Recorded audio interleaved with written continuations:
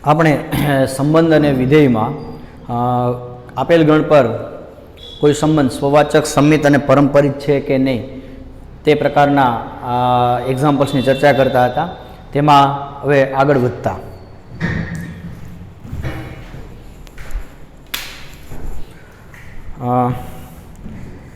હું સ્વાધ્યાય 1.1નો example number 1નો example number 5 જોઈએ.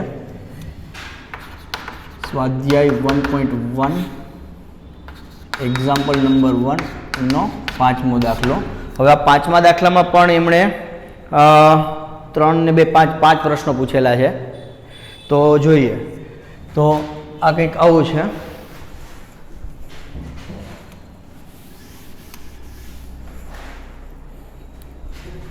કોઈ ચોક્કસ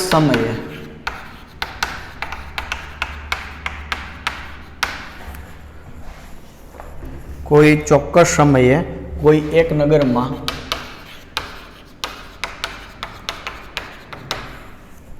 વસતા મનુષ્યોના ગણ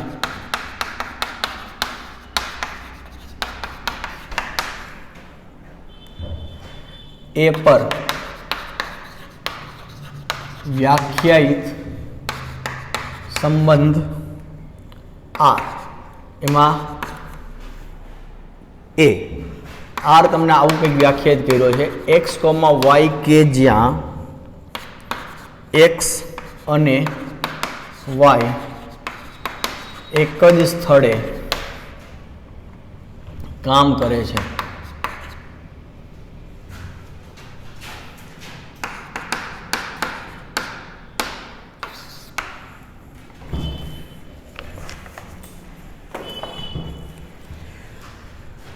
તો આર એ ગણ એ પર વ્યાખ્યાયિત છે. હવે ગણ એ શું છે એ પહેલા જોઈએ. ગણ એ શું છે તો કે કોઈ ચોક્કસ સમયે કોઈ ચોક્કસ નગરમાં વસતા મનુષ્યના ગણ એ, એટલે કે તમે કોઈ લઈ શકો કે દાખલા તરીકે કોઈ એક સિટી છે અમદાવાદ, અને એમાં કોઈક એક સ્થળ છે, એક સમય છે કે ત્યાં વસતા લોકોનો એક ગણ લીધો. હવે ગણ એ પર આવો કંઈક સંબંધ વ્યાખ્યાયિત કર્યો. એક્સ કોમા વાય, કેવા એક્સ કોમા વાય આવશે કે એક્સ અને વાય એક જ સ્થળે કામ કરે છે. એક જ સ્થળે કામ કરતા હોય, દાખલા કે કોઈ એક તમે સ્થળ ફિક્સ કરી દો તો એ સ્થળે બે વ્યક્તિ કામ કરતા હશે તો એ પ્રકારની ક્રમયુક્ત જોડ અહીંયા આવશે. તો એક્સ અને વાય અહીં વ્યક્તિઓ બતાવે છે કે રમેશભાઈ અને મોહનભાઈ.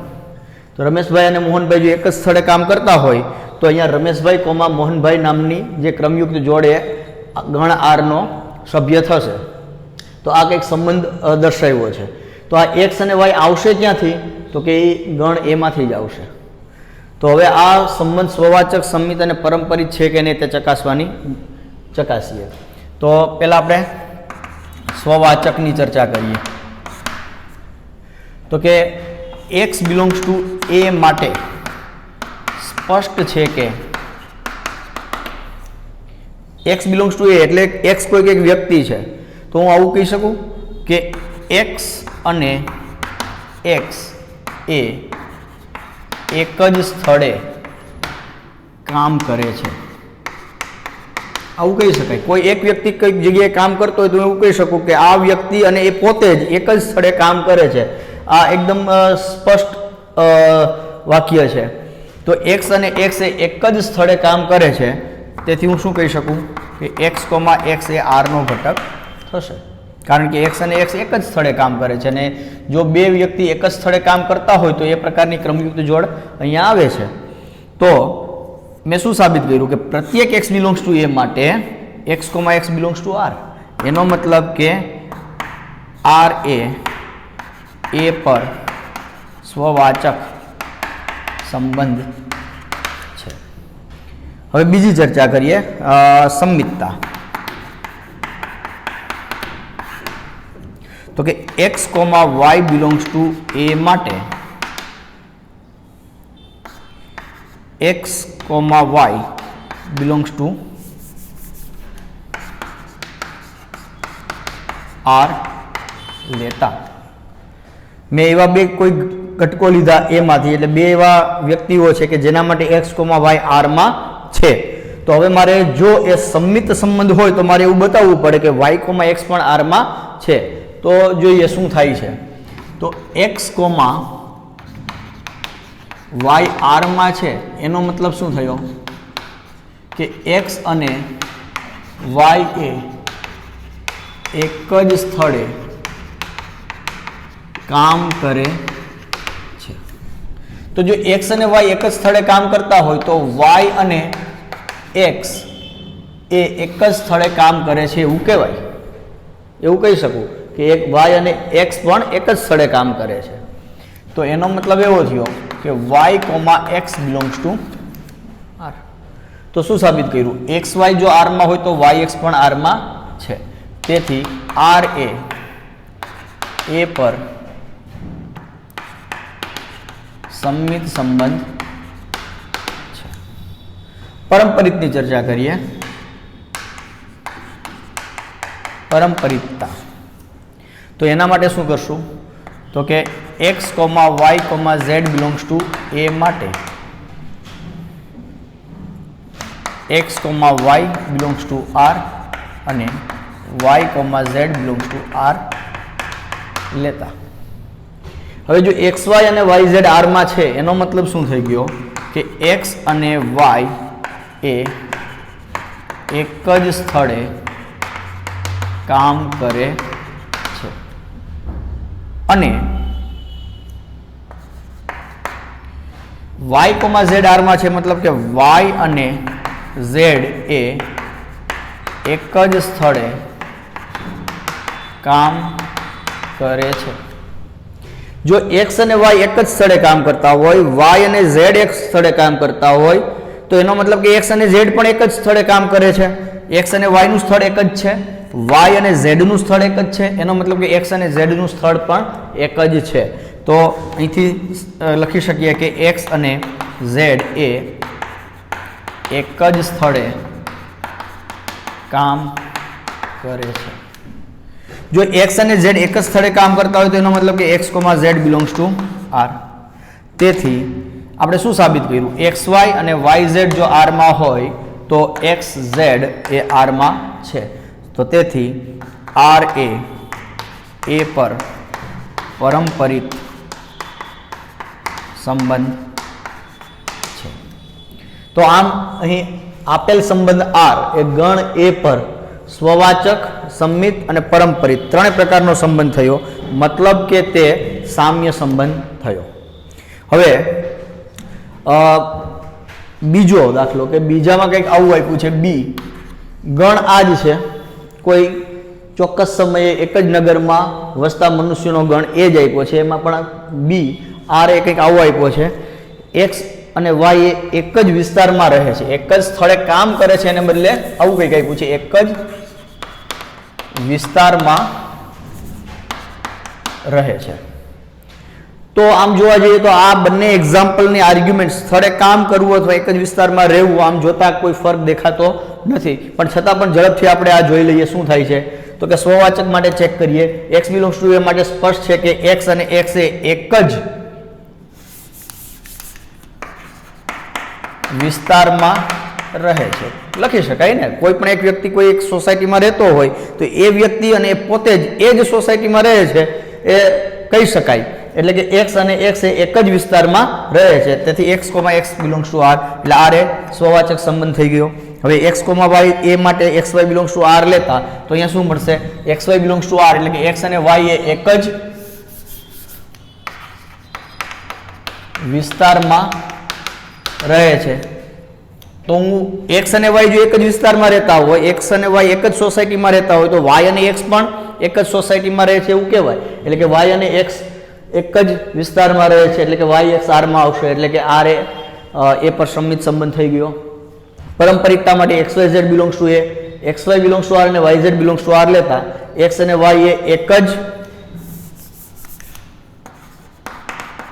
વિસ્તારમાં રહે છે અને y અને z એ એક જ વિસ્તારમાં રહે છે. તો x અને z એ એક જ વિસ્તારમાં રહે છે એવું કહેવાય. તો અહીં સાબિત થયું કે x z belongs to R, એટલે આર એ પર પરંપરિત સંબંધ છે. તો એ દાખલો એ અને બી બંને સ્વવાચક, સંમિત અને પરંપરિત સંબંધ થયા. મતલબ કે એ અને બીમાં આપેલા સંબંધો એ સામ્ય સંબંધ છે એવું કહી શકાય. હવે ત્રીજો જોઈએ. ત્રીજો એક્ઝામ્પલ આપ્યો છે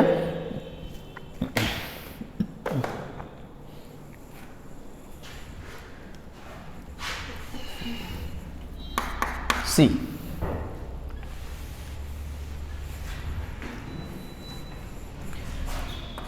एक्स ની ઊંચાઈ y ની ઊંચાઈ કરતા બરાબર 7 સેન્ટીમીટર વધુ છે, સેમી વધારે છે. તો x અને y એવા વ્યક્તિઓ છે જેમાં x ની ઊંચાઈ એ y ની ઊંચાઈ કરતા બરાબર 7 સેન્ટીમીટર વધારે છે. તો હું x બિલોંગ્સ ટુ a માટે સ્પષ્ટ છે કે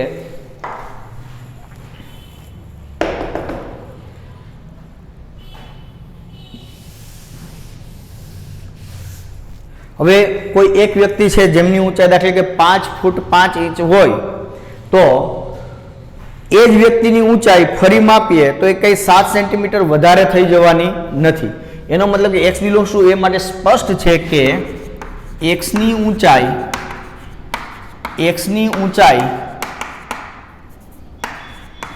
કરતા બરાબર 7 સેમી વધારે નથી. બરાબર, એવું ન કહી શકાય. એનો મતલબ કે x does not belongs to R for all x belongs to A.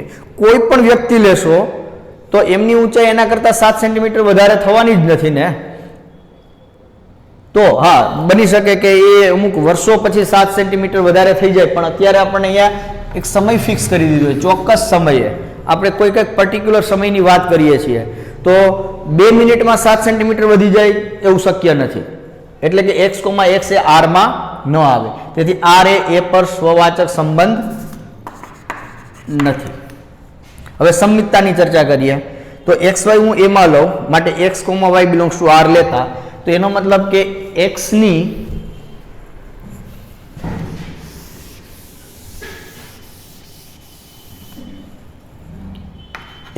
ઊંચાઈ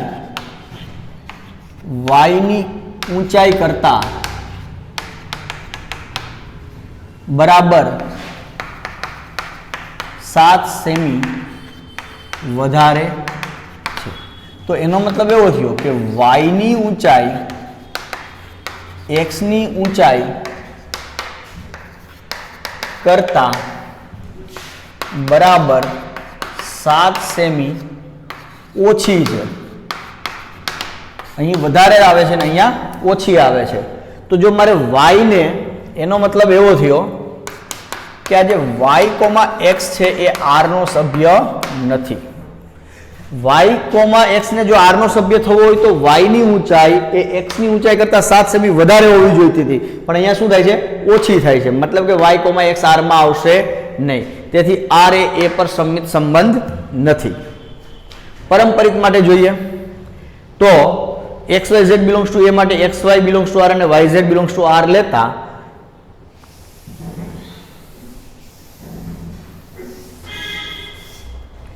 તો શું થશે?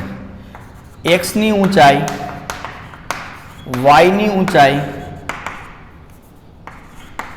કરતા બરાબર 7 સેમી વધારે છે. અને YZR માં છે, એનો મતલબ કે y ની ઊંચાઈ z ની ઊંચાઈ કરતા બરાબર 7 સેમી વધારે છે. તો એનો મતલબ શું થઈ ગયો કે x ની ઊંચાઈ y કરતા 7 વધારે અને y ની ઊંચાઈ z કરતા 7 વધારે. એનો મતલબ કે x ની ઊંચાઈ z ની ઊંચાઈ કરતા 14 સેમી વધારે છે. તો જો x ની ઊંચાઈ z ની ઊંચાઈ કરતા 14 સેન્ટીમીટર વધી થઈ ગઈ, કારણ કે સી x y અને z, x ની ઊંચાઈ કેટલી છે, y કરતા 7 વધારે છે અને y ની ઊંચાઈ z કરતા 7 વધારે છે, તો x ની ઊંચાઈ z કરતા 7 અને 7 14 સેન્ટીમીટર વધારે થઈ.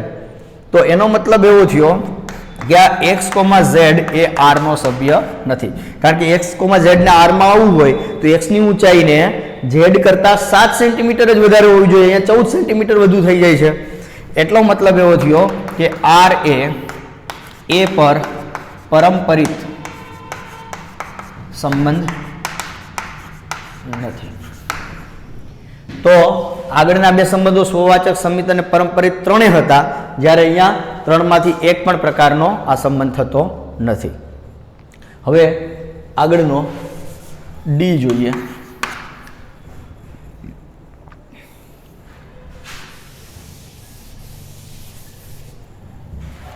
x એ y ની પત્ની છે, આવો કંઈક સંબંધ આપ્યો છે.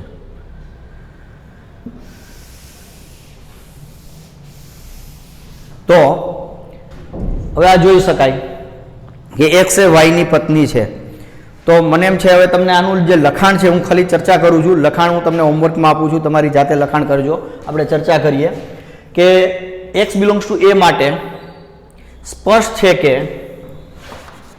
x એ x ની પત્ની નથી. કોઈ પણ વ્યક્તિ x એ x ની પત્ની છે એનો મતલબ કે આપણે x છે એક સ્ત્રી હશે એવું માની શકીએ. તો કોઈ પણ સ્ત્રી એ પોતાની પત્ની હોઈ શકે નહીં. આપણા વ્યવહારિક સંબંધો મુજબ જોવા જઈએ તો કોઈ પણ સ્ત્રી એ પોતાની પત્ની થઈ શકે નહીં, આપણા વ્યવહારિક સંબંધોની વ્યાખ્યા મુજબ. તો x એ x ની પત્ની નથી. તો એનો મતલબ એવો થયો કે x, x એ r માં નથી. તો r એ સ્વવાચક સંબંધ નથી. અને સંમિત માટે x, y હું r માં લઉં છું, તો એનો મતલબ શું થઈ ગયો કે x એ y ની પત્ની છે. તો આ વાક્ય જોતા જ આપણને એવું લાગે છે કે x એ કોઈ સ્ત્રી હશે અને y એ કોઈ પુરુષ હશે. તો x એ y ની પત્ની છે. તો હું અહીંયા આવું ન કહી શકું કે y એ x ની પત્ની છે, આવું કહી શકાય નહીં. તો એનો મતલબ એવો થયો કે y, x એ r માં નથી. તેથી r એ સંમિત સંબંધ નથી. હવે પારંપરિકતા માટે xyz બિલોંગ્સ ટુ a માટે xy બિલોંગ્સ ટુ r અને yz બિલોંગ્સ ટુ r લેતા એનો મતલબ કે x એ y ની પત્ની છે. આનો મતલબ કે x એ y ની પત્ની છે અને yz બિલોંગ્સ ટુ r એટલે કે y એ z ની પત્ની છે. તો આના ઉપરથી એવું ન કહી શકું કે x એ z ની પત્ની છે. x એ y ની પત્ની હોય અને y એ z ની પત્ની છે આવું કહી શકાય? x એ y ની, અચ્છા અહીં એક તમારે વિચારવું પડે કે x એ y ની પત્ની છે અને yz બિલોંગ્સ ટુ r લેતા, તો x એ y ની પત્ની છે અને y એ z ની પત્ની છે. હવે x એ y ની પત્ની છે મતલબ કે y પુરુષ છે, અને જો y પુરુષ હોય તો y એ z ની પત્ની છે એવું વાક્ય શક્ય જ નથી. એનો મતલબ કે xy r માં હોય પણ સાથે સાથે yz પણ r માં હોય એવો ઘટક તમને અહીં મળશે જ નહીં. અહીં તમને ઘટક એવો મળશે જ નહીં. એનો મતલબ કે હું આવું કહી શકું કે xy r માં છે અને yz r માં હોય તેવી બે ભિન્ન ક્રમયુક્ત જોડ r માં શક્ય નથી. મતલબ કે આવા બે ઘટકો જો મને r માં મળે તો મારે xz ને r માં હોવું જોઈએ. જો આ બે મળે તો હોવું જોઈએ, જો ન મળે તો હું કોઈ દાવો ન કરી શકું. એનો મતલબ કે આમાં શક્ય નથી. તેથી વ્યાખ્યા મુજબ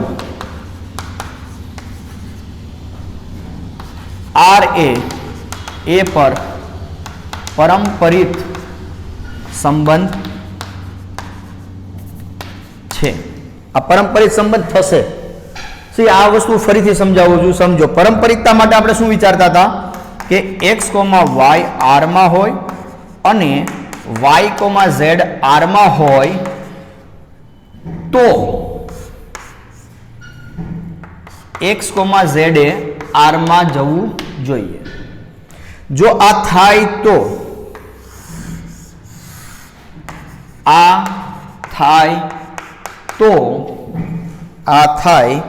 આ છે સિમ્બોલ તોનો, તો